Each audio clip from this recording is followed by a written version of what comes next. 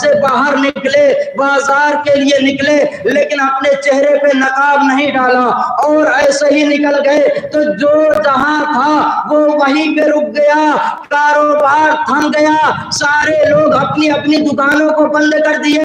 کس لیے؟ عباس و علی اکبر کو دیکھنے کے لیے۔ کیوں؟ اس لیے کہ ایک نبی کی تصویر ہے، ایک علی کی تصویر ہے، ایک نبی کی شبیہ ہے، ایک علی کی شبیہ ہے۔ تو اب جو لوگ یہ اعتراض کرتے ہیں کہ علی کی شبیہ نہ بناؤ، عباس کی شبیہ نہ بناؤ، حسین کی شبیہ نہ بناؤ، علم نہ نکالو، تابوت نہ نکالو، کیوں؟ یہ شبیہ ہے، شبیہ بنانا حرام ہے۔ تو عزیزان ایمان، میں کہوں گا اگر تمہیں اعتراض کرنا ہے تو پہلے خدا پہ کرو۔ کیوں؟ اس لیے کہ خدا نے نبی کی بھی شبیہ بنائے، علی کی بھی شبیہ بنائے، علی اکبر کو نبی کا شبیہ بنایا، عباس کو علی کا شبیہ بنایا۔ ایک صلوات پڑھے محمد و آل محمد پر۔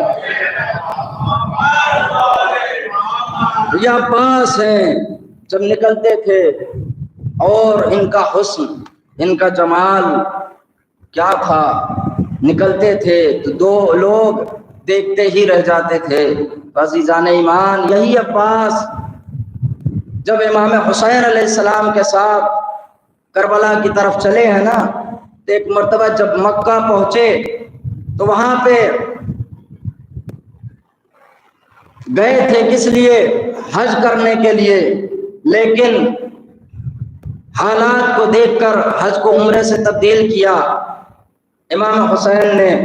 تو ایک مرتبہ مولا عباس ہیں، کعبہ کی چھت پہ جاتے ہیں اور جانے کے بعد ایک جملہ کہتے ہیں کہ الحمدللہ الذی شرف ھذا بقدوم ابیک۔ عزیزان ایمان، عباس نے کیا کہا؟ عباس نے کہا کہ تمام تعریفیں اس پروردگار کے لیے کہ جس نے اس کعبے کو کس کی وجہ سے قبلہ بنایا، کس کی وجہ سے مبارک بنایا۔ امام حسین کی طرف اشارہ کر کے کہتے ہیں کہ بے قدوم ابیک، ان کے باپ کے قدموں کی وجہ سے کعبے کو کعبہ بنایا۔ تو عزیزان ایمان، اب یہاں پہ لوگ یہ بھی کہتے ہیں لوگوں کو مشکوک کرنے کے لیے کہ علی کعبے میں پیدا نہیں ہوئے، علی کعبے میں پیدا نہیں ہوئے، علی کعبے میں نہیں آئے۔ تو عزیزان ایمان، میں کہتا ہوں کہ علی کا انکار ویسا ہی انکار ہے کہ جیسے قرآن کی آیت کا انکار۔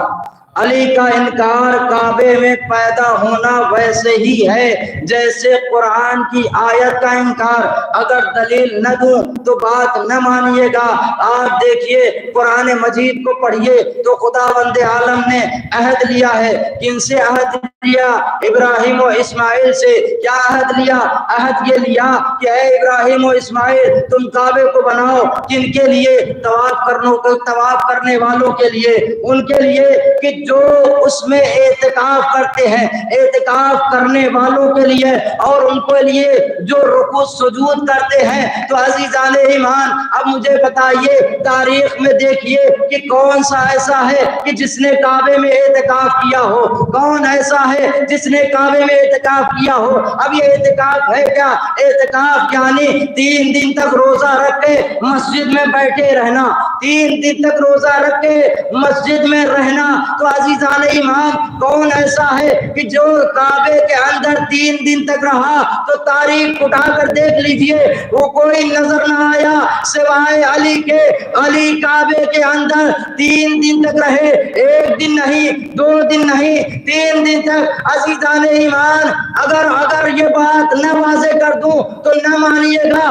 آئیے مدینے میں چلتے ہیں، دیکھتے ہیں کہ ایک ماں ہے جو کعبے کی طرف چل رہی ہے، کعبے میں گئی، جانے کے بعد 13 رجب کو کعبے میں پہنچی، اپنے بچے کو پیدا کیا، ایک مرتبہ 3 دن تک کعبے میں اندر رہی، کعبے کے اندر 3 دن تک رہی، اور جب کعبے سے باہر آئی تو اپنے بچے کے ساتھ باہر آئی، اپنے بچے کے ساتھ باہر آئی، اور آنے کے بعد ایک جملہ کہا، اے دنیا والو دیکھ لو، تم وہ ہو کہ جو کعبے کا طواف کرتے ہو اور چلے جاتے ہو، ہم وہ ہیں کہ جو ہماری شان میں قرآن کی آیتیں نازل ہوتی ہے۔